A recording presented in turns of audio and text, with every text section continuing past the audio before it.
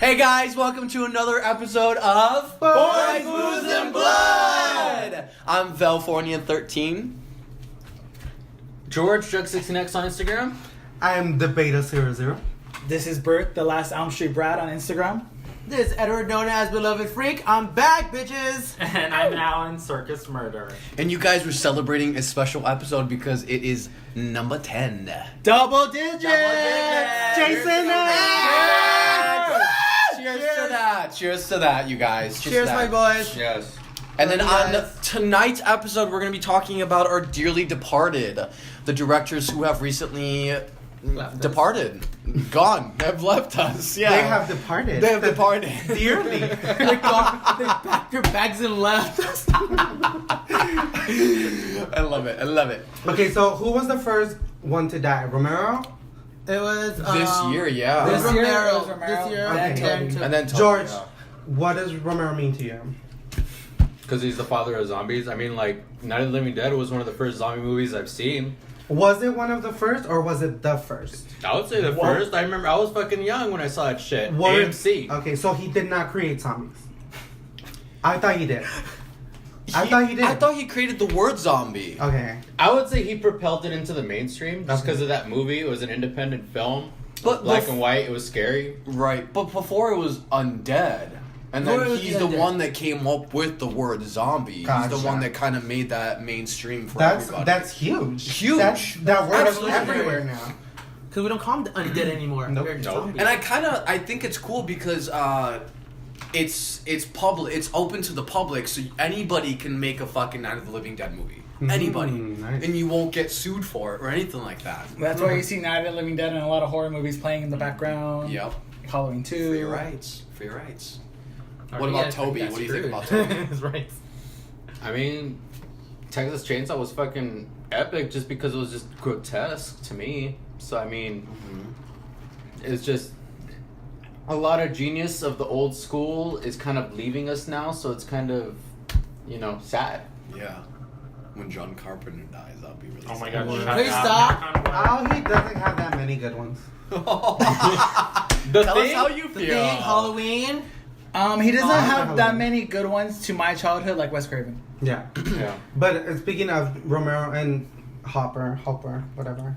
Dennis Hopper. Romero, like, credit where credit is due.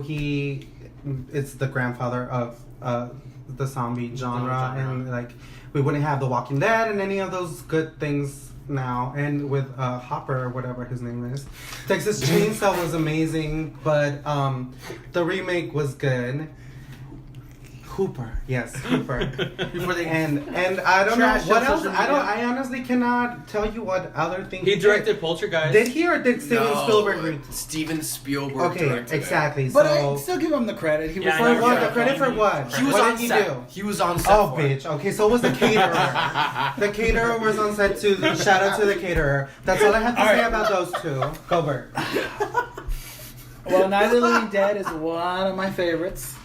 I've never, sadly, I mean, yeah, he's sort of brought zombies into the mainstream and all, but it sort of sucks at the same time because I think the whole zombie genre got sort of overpopularized, sort of overhyped these days. But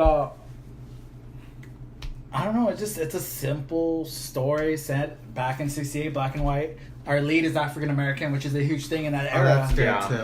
too. Toby Hooper, of course, we have the gritty, realistic Texas Chainsaw. But I think Realistic. you don't think it's Yes, realistic? it's realistic. Okay. For its time, that kind of Horror card revoked. I think my favorite Toby Hooper film is The Funhouse, though. Ooh, yes, I love that The is a Funhouse. good one. You don't remember that one? That was actually pretty That's a good scary. one. That was really It's a good. clown one too, right? No, they use a clown for the marketing. Oh, but- okay. You know how in House of a Thousand Corpses they sit in that ride and they go inside that house? Yeah. That's pretty much what. Oh, The I've Fun seen House it. is, yeah. Oh, the lead girl was horrible in that, wasn't she? That was what's her face? Leatherface. No, Poker face. I forgot. Carry my. Oh no. Olivia Hussey Newton was in John. it, wasn't she? No, that Let's wasn't get it. No. No? That's not Physical. it. That's Olivia Newton-John. That's what you just said? He said Olivia Hussey. I don't think I'm losing John. We're not talking about Grease. Anyway, Wrong genre. Bird. No, At the that's same it. time. Eddie, What? Romero, and Hooper. Who are they? I don't know them. Horror fans are unsubscribing as we speak. I don't know her. Unsubscribe these certain people, not the group. I don't even know what the hell I am. The Beloved Free and Beto. I really don't know. No, I honestly don't know. I don't care. I don't know They're her. not my I cup of don't tea. know her. They're not my cup of tea. I'm saving my breath for the important one. Oh shit. I can't say. Well, already whatever I said about Romero is that I respect him for being the godfather of zombies. I love zombie films. As agreed, they're not as what they used to be.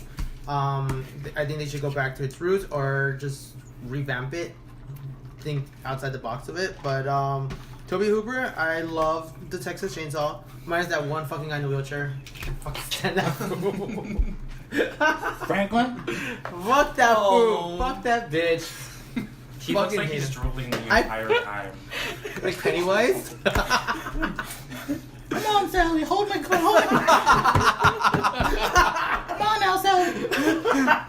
Hey, Sally.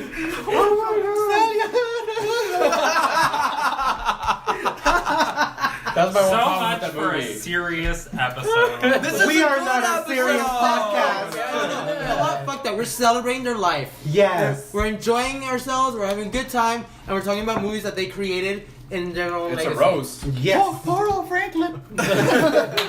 You, Alan? I hate you all. The Cheers. serious one? I know. Look, I got into a car accident today, okay? Leave me alone. He's not happy. Romero, definitely credit where credit is due. He created one of the greatest genres inside, well, subgenres inside the genre. And even though it's not as good as it used to be. And then just the fact that during that time, for him to be able to put that social commentary in a horror movie Yes. Yes. is something Agreed. you don't see Agreed. at all. That is major. today. Yeah. Mm-hmm. Hooper, definitely the Texas Chainsaw Massacre is like one of my favorite horror movies. I remember watching it as a little kid, and like that's one of the only horror movies that ever actually scared me.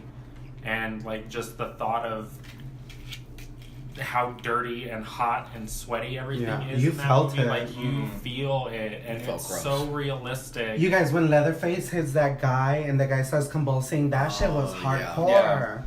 And not even just the first one. Like I'm a fan of like. Did you like the second one? I love the Did second he and direct the third those Yeah, one. he directed He the did. second one. The second one, yeah. And like even the remake is okay. I prefer the original, but like the It's a the gross franchise has great movies, Mm-hmm. and even though he didn't direct all of them, they're still it's a great line of movies. I agree.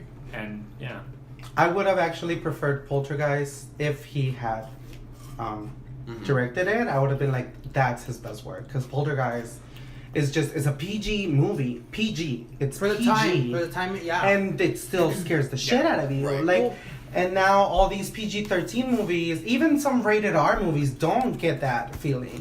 What he supposedly did or did not do with Poltergeist as a PG movie is just groundbreaking. Even that scene with in the pool with the skeletons, that's real skeletons. yeah. Mm-hmm. Yes, And that girl it's was crazy. traumatized Yeah. from that. Because it was cheap. Poltergeist curse. Mhm. That is true. Mm-hmm. But I was talking about a friend about this earlier about PG-13 movies that back then I referenced Poltergeist being top-notch, practical effects, the actors were on point, strong storytelling.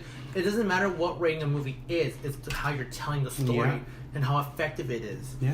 And I think Poltergeist is one of them. That's one of my top favorite movies of Yeah, all time. it's definitely- I don't care if Spielberg or him did it. It's his his name on His it. name on it, So yeah. I'm going with that. That's If true. it was still Spielberg's, it would have stayed Spielberg. But whatever the fuck, it's his title. his Kudos movie. to whoever did it. Yeah. Yeah. Even if it was a team up, whatever, give a shit. It was an awesome movie.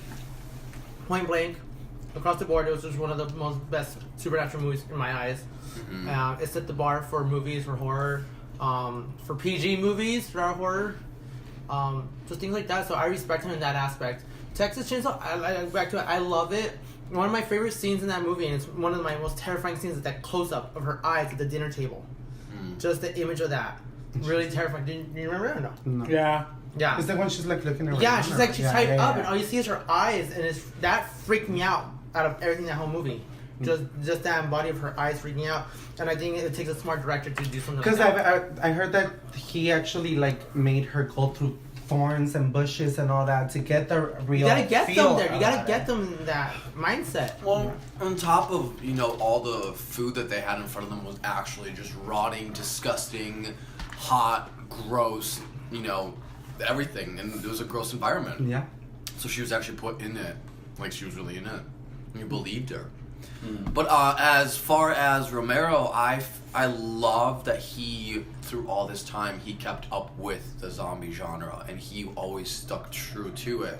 With doing Land of the Dead. It's like his signature. Day It of was the a Dead, signature. Dawn of the Yeah. Dead. Which most people don't stick to it. He did. Exactly. Yeah, he was really true to his craft, and he believed in what he was doing. And as Toby, I love Toby just because there's a lot of movies that people haven't seen of his, like Crocodile or Toolbox Murders and Funhouse, and I Yay, Funhouse. I saw Toolbox. absolutely. It was alright. I adore those movies though. There's just something about It's them. a cult movie. That's what they're cult Yeah. movies.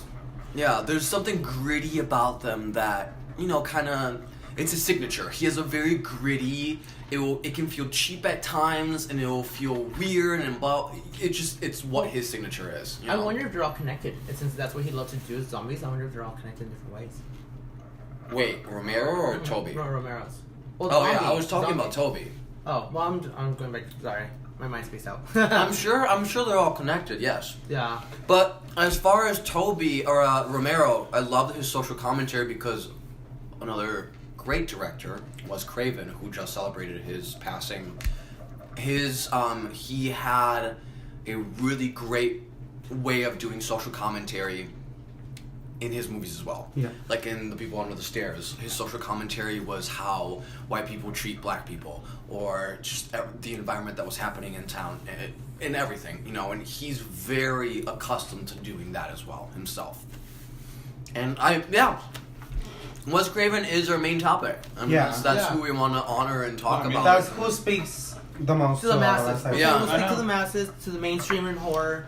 He's the one director where I feel like more people know of his work than of any other director. In the genre. In the rightfully genre. so. In the genre, absolutely. Just Absolutely. throwing it in for you. Yeah. Trolls. Yeah. And Wes Craven really is just the god of horror movies. I don't know, people say John Carpenter and everything else like that. To each their own. To each their own. exactly. To each their own, absolutely. You can't deny a man who's reinvented the horror genre Twice. 3 times. 3 times. Like, it's To one go from The Hills Have Eyes, and then you come out with Freddy Krueger, and then Scream, and you still have all of his movies that he did in between those. Yeah. And just they're so iconic and rememberable, and Absolutely.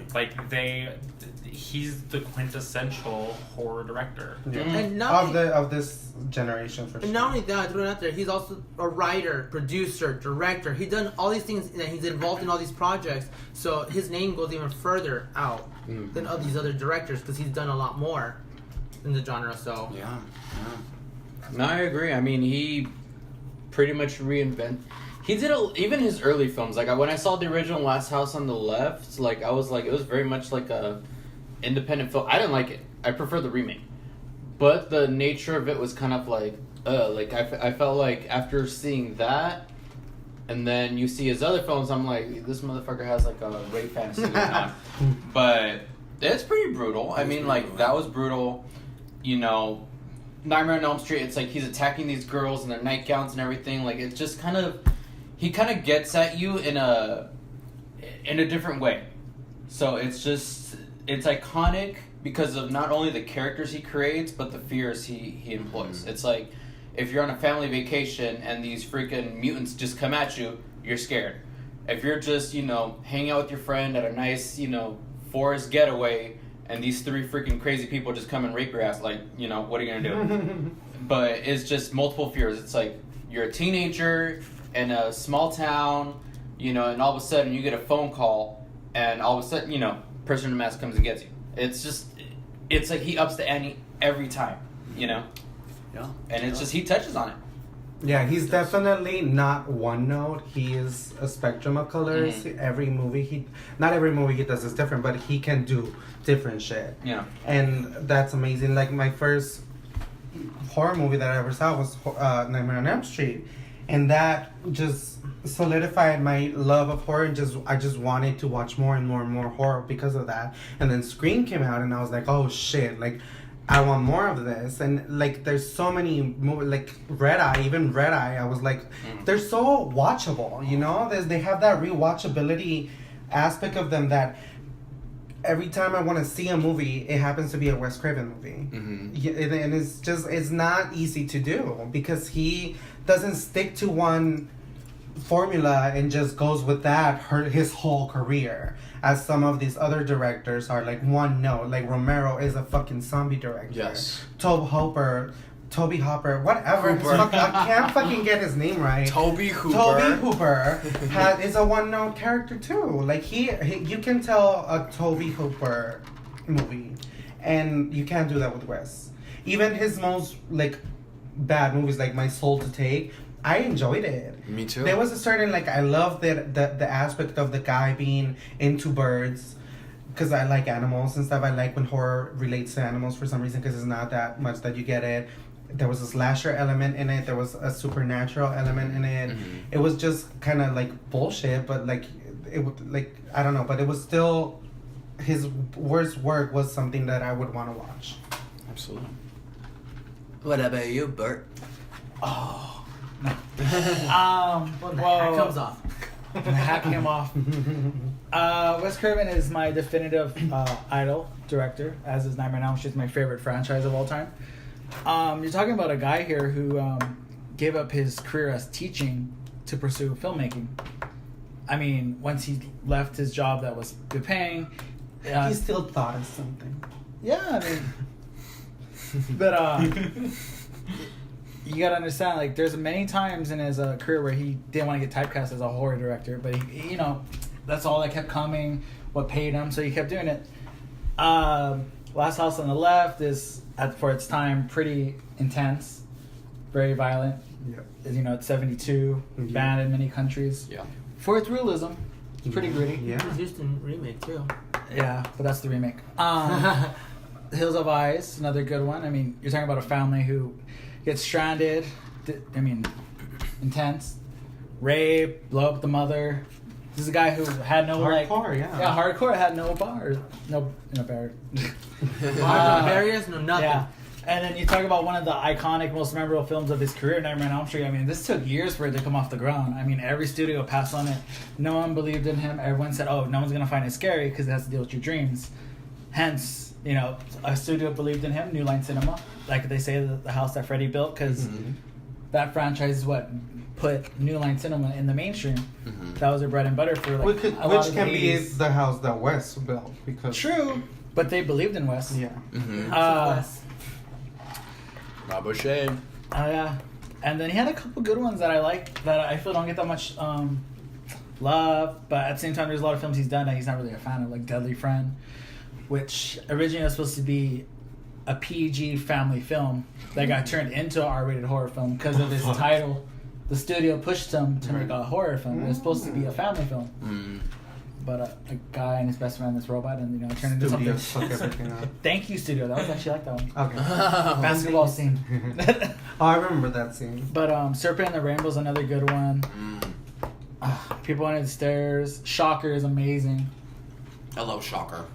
And then he came around again and he reinvented the genre again with another icon, Ghostface, with the Scream franchise. Thank you. Which is funny because at first he passed on it. Yes, you guys he did. know, he did pass like on 3 Scream. times. 3 times. Yeah. And you know, he eventually came to it, thankfully. Because imagine Quentin Tarantino directing Scream, Bryan Singer, I would have Robert liked Rodriguez. Quentin Tarantino. No. I want to see that. I honestly love Wes, obviously, but a Wes, like a Scream director like Quentin, like It would be come on. gory. It would be gory. Come though. on, I want to see It that. would. I totally want to see Be that. gory, movie. but I think it would be a little slow. No, it would be fun. He has Death fun Proof was dialogue. awesome. He Death has Proof was one fun of my dialogue. The Crazy Eight was awesome, I thought. Hateful Anyway, Eight. continue. Hateful Eight. Hateful Eight. Continue. Later on in his career, I mean, there's a couple that didn't hit so high like his previous work, but they were still enjoyable. I like Curse, even though there's so many cuts of Curse, but the one we got, I enjoyed it. My Soul to Take was still good. Red Eye was a great thriller, even Yes, it with was. Slasher in the third act. Which is awesome. Yes, yeah, Rachel it was a McAdams good thriller. killed it. But luckily, his last one was Scream 4, Yeah. thankfully. Yeah. Yeah, What about you? That was his baby. I love Scream. That's one of my all-time favorites. Nightmare on Elm Street 2. That's what got me into the horror genre, to be honest with you. It was all because of Wes Craven. I respect him. I love him. There's movies that I love that he's produced.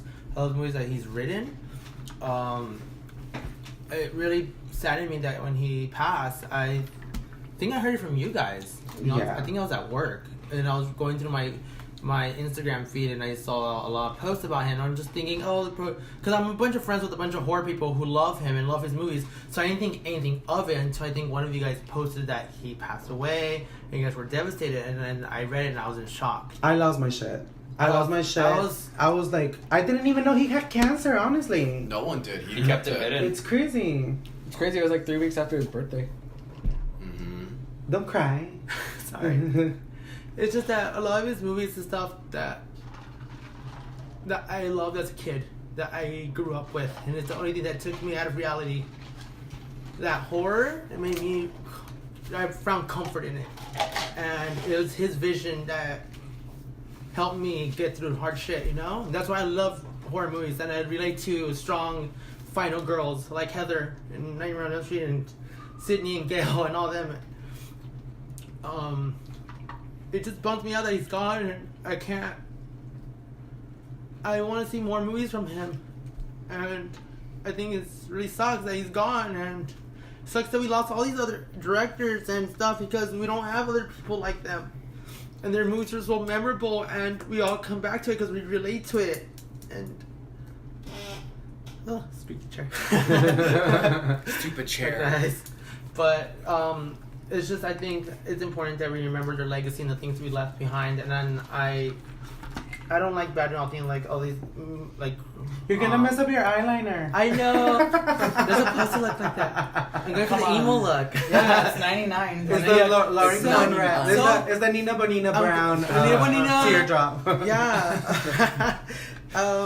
Like, I just love that everyone still loves and cherishes their movies and their work, and we're showing our love for the genre and stuff. And I think I love my horror gay community because we unite in things like this, and we're there for each other, and we remember these artists and their vision and stuff. So I just want to say thanks to everybody. Thanks to these directors for leaving behind such incredible art of work. And I wish the newer directors would take cue from them. Like, we were just finished watching Nightmare on Elm Street 3, and we were talking so much about the practical effects and how much Hollywood movies, mainstream movies, could take notes from these movies Yeah. and see how amazing they are. And I wish these fucking suck. Yeah. They suck. And I was telling them, like, makeup, they use they use CGI to avoid The time. Nightmare Yeah. remake. Yeah, you know When they what I had the fucking, he pops out when he's a It's CGI terrible. character. When in the original it was just a piece of cloth and they just pressed something so simple, something so practical, and like it's common sense, and people don't want to spend money on art. There's so many talented makeup artists out there. Watch Face Off. Look how much time consuming they have to do these incredible artworks. These people need jobs, and I want them to do good, and I miss these kind of movies. Even though I didn't care for The Void, but How could you not care about the because No. I don't get it. I need to watch it again. I admit, I'm not trashing it. The first time I saw it, I'm like, I didn't know what the fuck That I was watched. all practical effects. No, I'm talking about the movie itself. What I'm saying, but I respect it for the aspect of the makeup effects and the practical effects and all that stuff, the creature effects. I was completely blown away. I know what the fuck is going on. I think this bitch is making drinks. Okay. No, Well, I'm high as fuck. That's- I'm like writing, trying to not laugh, and I'm just like laughing at my own shit. Sorry, guys. Stop doodling, bitch. Let's get back on topic. Back on Yeah. top. Okay, but I said my piece. That's what I say. What about you, Alan? I mean, I've already said, like, Wes Craven is the definitive horror director. Like, you can't not think of the horror genre without thinking of Wes Craven.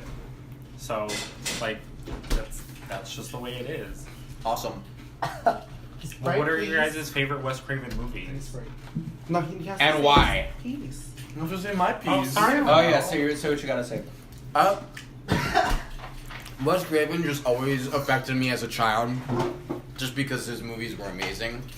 And I will never forget the day that I found out that he passed away. I was in Bulgaria. It was the day I was supposed to fly back to the U.S., and I woke up from a text message from my best friend, and he was like, Valazar. Wait, I'm not your best friend. I'm kidding. Not even on the top 5 on MySpace. It's from a Taking show. you off. He texted me, he's like, Valazar, it happened. And I got chills and just went numb because I knew immediately what it was. So I went on my phone, I looked it up, and it said Wes Craven passed away. So that morning, I was just bawling my eyes out, packing all my clothes, ready to fly home on a 13-hour flight. And it was just the worst fucking experience because that's all I could think about. It was awful. No one knew that he was sick. Yeah. No one knew. No one knew. It was a fucking shock. I think we woke up and Alan went to the bathroom or whatever, and I was like, no! He's like, what the fuck happened? Yeah. I was like, Wes Craven died. Yeah. And I think there was like a string of actors or singers and stuff that had died before him. I think Prince and, was it Prince or David Bowie had died recently? I think they... Someone had died recently. I think Bowie might have died around the same time. Someone had died Yeah. recently, and then I was like, holy shit, they took another Yeah. one. But I honestly never, crazy. I didn't have, like, as much as I love Romero and as much as I love Tobe Hooper, my reaction to their deaths was never... It doesn't compare. It was not going to amount to the death that or like the emotion that I felt when Wes Craven passed away. And there's no disrespect to them, Like, at but all. it's just we hold closer to these certain movies. Wes Yeah. was a voice of a generation. Yeah. Several. I mean, Wes was my 90s. Yeah. Wes was my 90s. It's true. And for some people, it was his 80s. Exactly, It yeah. was like he was there Right. since we can remember. He was there for every decade. He had a movie to Your go 70s, along your with 80s, your everything. 90s, your 2000s. He's like Cher. He's like Cher. He is. George, what are your favorite Wes movies? Well, I mean, Your obviously- favorite? Tell me your favorite and your least favorite. Okay. Okay, good one. All right. Obviously, Scream, because that was the first one I've ever watched, horror-wise in general. So that's Okay. obviously my favorite.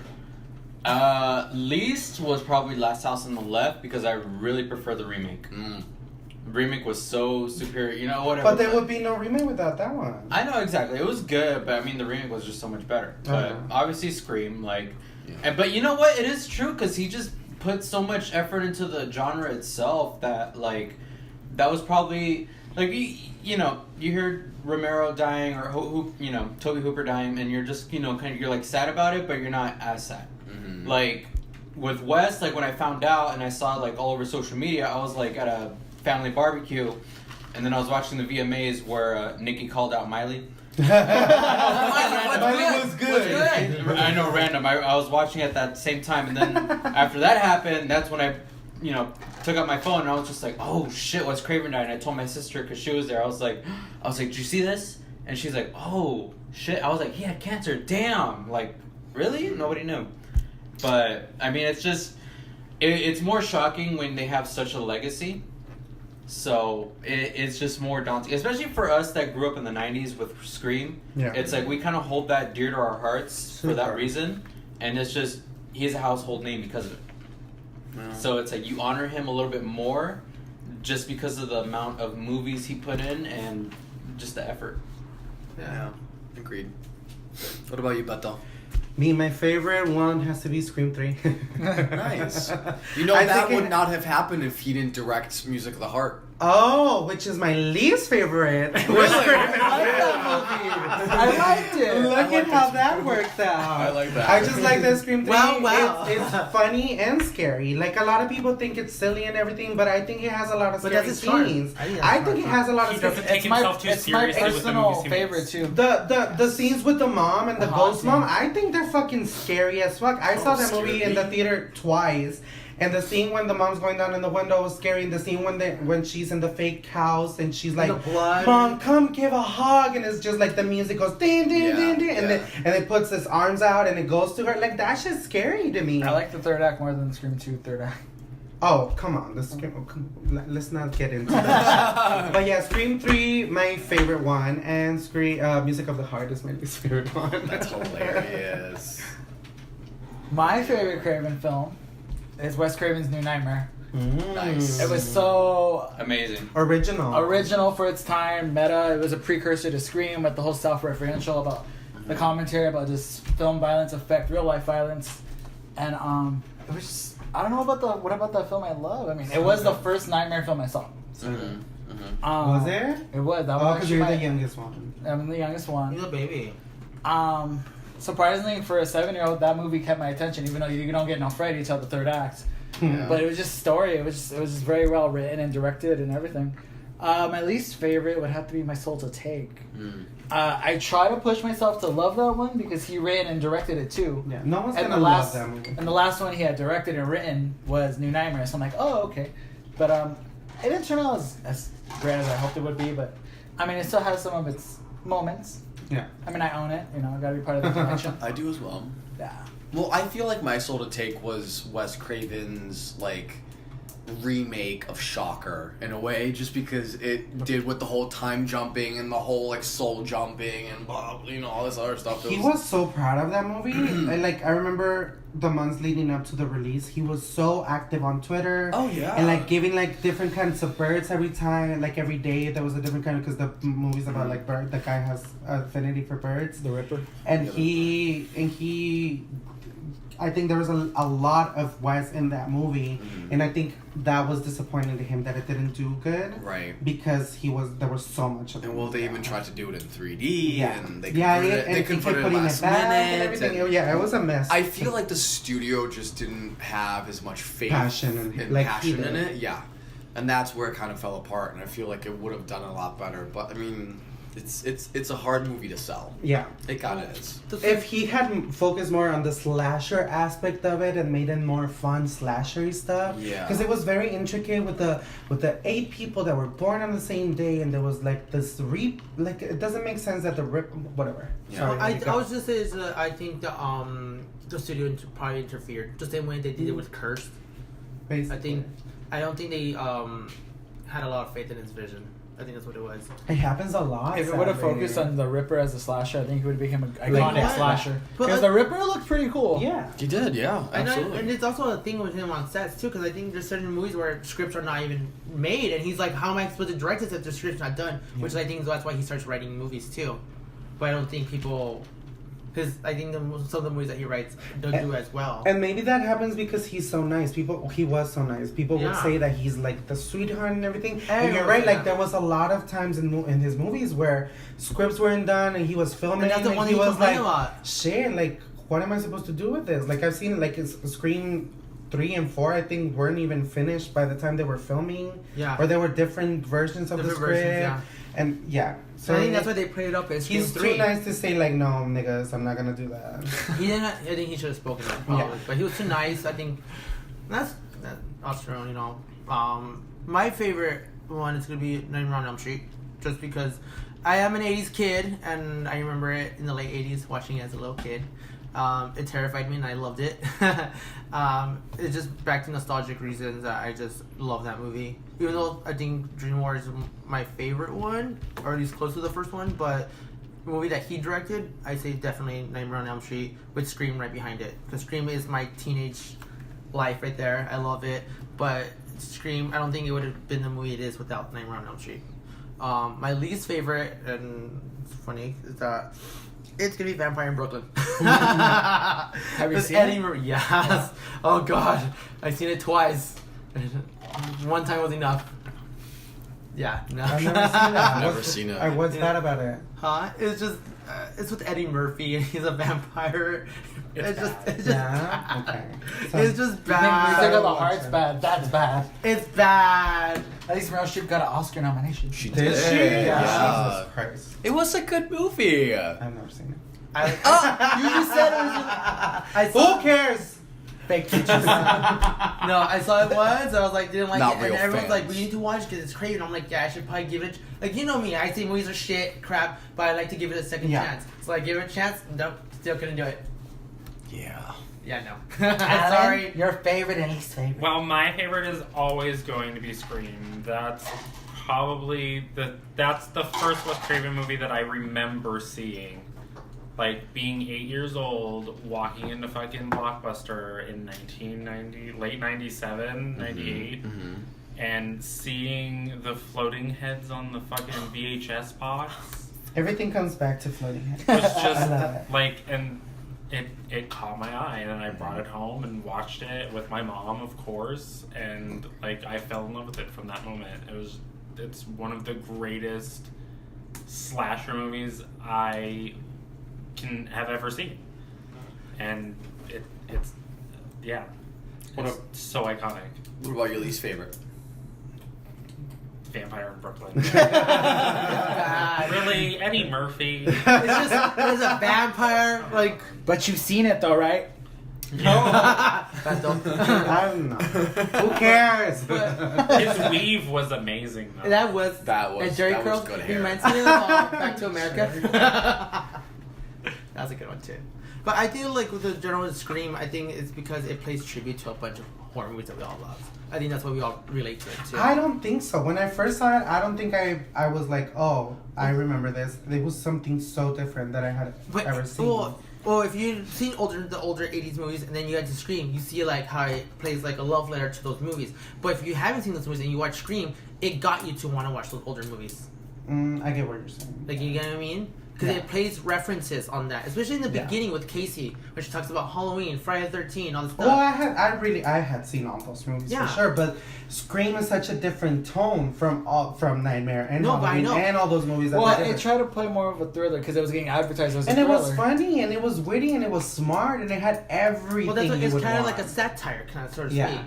Like, trying to poke fun at everything. Like, for example, when Sydney's like getting laid, and they're like, "Oh, here comes a tit shot," and she's taking off her clothes. So it plays off the comedy on that aspect and makes fun of those like typical horror. Yeah. Because Halloween was missing the wit, and Friday the 13th was missing the smarts. But Scream had the wits and the smarts and the kills and everything. So it wasn't anything, like I didn't compare it to anything at all. Absolutely. I started after Scream came out, I would be like, okay, then Urban Legend's trying to copy Scream. I Know What You Did Last Summer starting to copy Scream. Like you could see all that. Well, all the posters are floating. But exactly. But I don't think that Scream was trying to copy anything. Oh no. Well, I'm not saying it copied anything. I'm just Craven saying made new with the genre. It plays like tribute. It took everything. Like we're gonna take pieces of it and we're gonna make our own thing in love. Oh, way better. And if it wasn't for Craven and Scream, certain franchises wouldn't have been revitalized. Bride of Chucky, right after. You think so? Yeah, because look at the poster and. Well, I mean, just because of the Bride of Chucky pokes fun at Scream too. Because look at it, Halloween 6 came out before Scream, flopped. Bride of Chucky, Halloween H2O came out after. But it's just because of the quality. Come on, Scream Halloween 6 is on the same level as Scream. As much as Craven gets credit for Scream, it also has to do a lot with Kevin Williamson because he's the one who wrote the film. Of course, he's the one who created this world and went behind these people's lives, and he was such a fan. And this was a love letter to horror movies. And it always will be a love letter to horror. Yeah, but Wes presented it to you. Wes presented it to you. Wrapped a bow on it and was like, here you go. Of course. He's Santa Claus. Of course. Wes did all the dirty work. Yeah. Wes did all the heavy lifting. He did all the, the directing, the process. Yeah.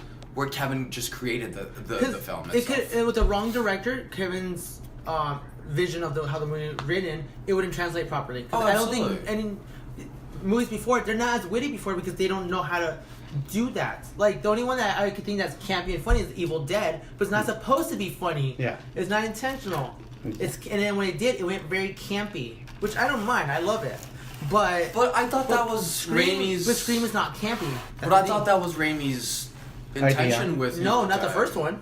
Well, he was. George, tell us. You're the Evil Dead fanatic here, bitch. Evil Dead is not supposed to. The original one's not supposed to be people thought it was campy and funny because the way it came off as. So when the second one came, he played up the humor. Yes or no? Campy horror. Yes or no? No, I agree. I mean, the don't first one's not. your 2 cents. It's not supposed to be funny.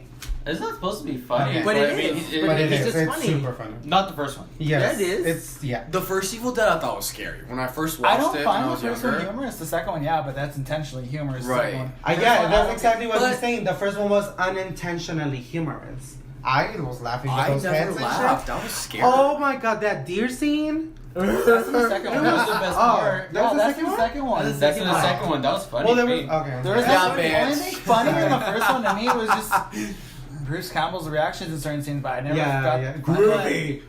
But the thing That's is not that- till the second. Yeah. He does it in the first one when he's in the shed, in the tool shed. He gets that shit out and he's like groovy. He's asking me someone that loves that Oh. film. But yeah, I think that the two No, of them, the first one groovy. the way the two of them worked together to bring Scream, I think was genius because it wouldn't have worked with anybody else. Absolutely. I don't think. My favorite Wes Craven film would be Scream 2. Ooh. Scream Parte 2. But I like it. I loved what he did with Part 2 for the fact that they upped the ante. They created a bigger stakes. It opened up the world and they took it outside. Fuck you, because Scream 2 is good. They went outside. They went all over the place. It was an open world for Scream, and as much as it condensed it in the college itself, it still had. It was different, and the score was great, and Gale was fucking even more amazing in the second movie. Don't and, try to butter me up with they just knew yeah. the right spots to hit Yeah. with the second film. It was definitely a good movie, yes. It was. I agree. It was, and that's my favorite Wes Craven movie. Not as good as the third. Shut Not as good as the TV series. Oh god. Thank you, MTV, for ruining something. Well, With the blow face. Produced it. Well, the Scream 2 it got rewritten because I think the original script got leaked or something. Yeah. The killers got revealed. Yeah. So they had to rewrite the last 10 pages. Yeah. Which is No. unfortunate. My least favorite Wes Craven movie would have to be Scream 3. no. Stop it, George. Fuck. I'm torn because That porn he directed.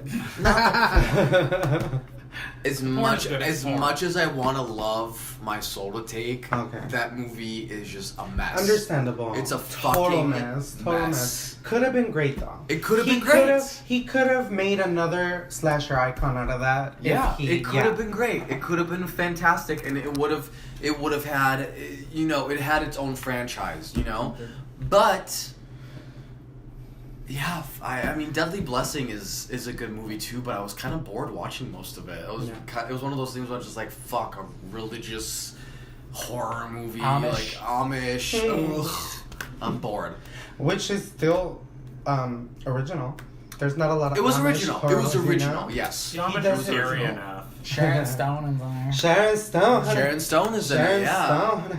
Was this before she flashed her cooter on the Yeah. Before, way before. Basic Instinct was what, 92? 90s. Oh my God! Since the grease of Kevin Bacon, your mother's no Sharon Stone. Yeah. And he had work with Sharon. Okay. Okay, has any of us here seen Swamp Thing? No. No. Oh. I've seen it a long time ago. I don't remember it. I haven't seen it. No. What I is want to. It's a Wes Craven Wes movie. Craven. It's a Wes With Craven Adrian film. Barbeau. Right? Doesn't Shop Factory have it? Yeah. Shop Factory has it, Yeah. but it's not a collector's edition. It's just like a No, it regular was a release. collector's edition. It is. But not with the slipcover. It was. Was it? The They first all 3 have months. the covers, but it's only the first few editions that have it. Weird. Yeah, Why I did got a buy it? collector's edition. That was when Scream Factory first came out Yeah. on the scene. Back, it was one of those new. Huh. Why do I remember it not So getting a neat. slipcover? But you didn't have it. Sometimes you forget where to get the slip. Oh! You fucking goober. I love goobers. So, do you guys think if Wes Craven was still alive, he would do a Scream 5? Yeah. I would pray. Yeah. Who would Maybe. Wasn't the intention was that Scream 4 was the gateway for another trilogy?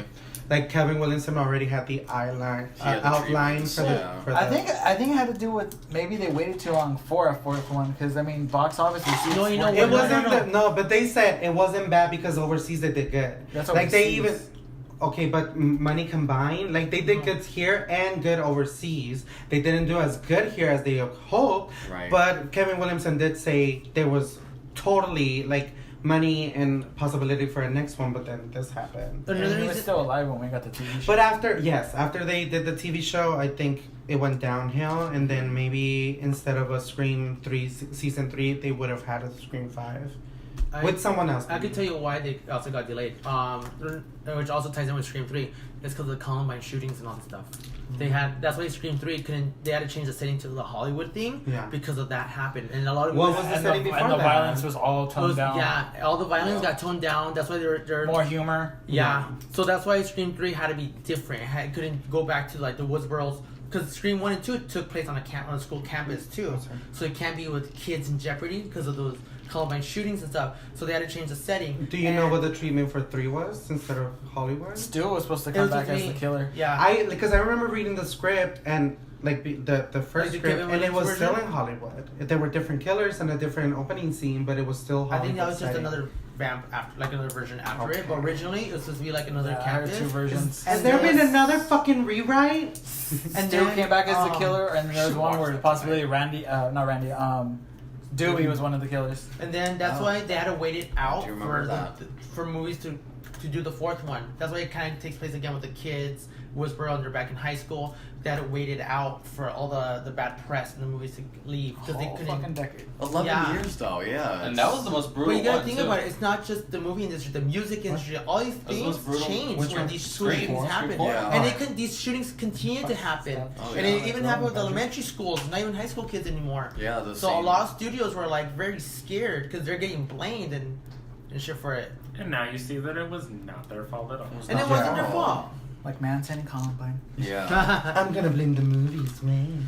I'm actually kind of excited that they brought the Ghostface mask back for Scream. Definitely. Thank you, season Queen 3. Latifah. I- Thank you for yeah, doing thank you, something Queen right. Latifah. Thank will- you, Tyga.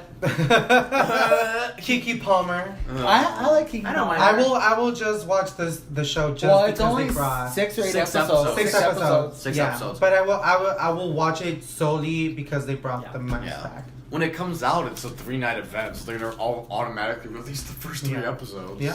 Thank God I got Hulu. Because they know it's Queen Latifah, and you gotta make sure that shit's worth watching. It's Queef Latina. I'm excited. I kind Queen of. Latifah. Okay. Queef Latina The is Queef? better. I think it would be fucking cool if Kevin Williamson said, "I will direct the next Scream movie."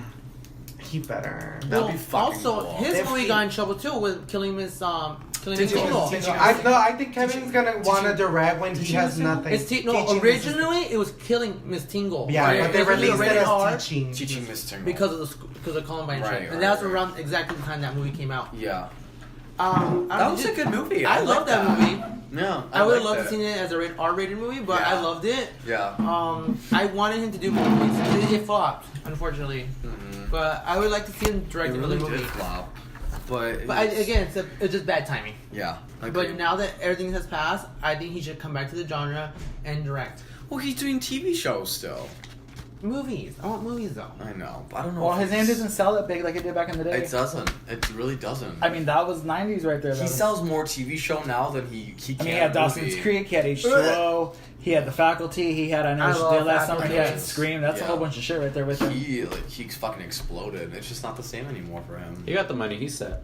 Oh, he does. He's good. Yeah, Mhm. he's good. Well, if he's doing TV, he's Talented fucking homo. Yes, LGBT represent. I mean, he could throw it back and just be like, okay, look, throwback is a thing now, so why not just do something similar?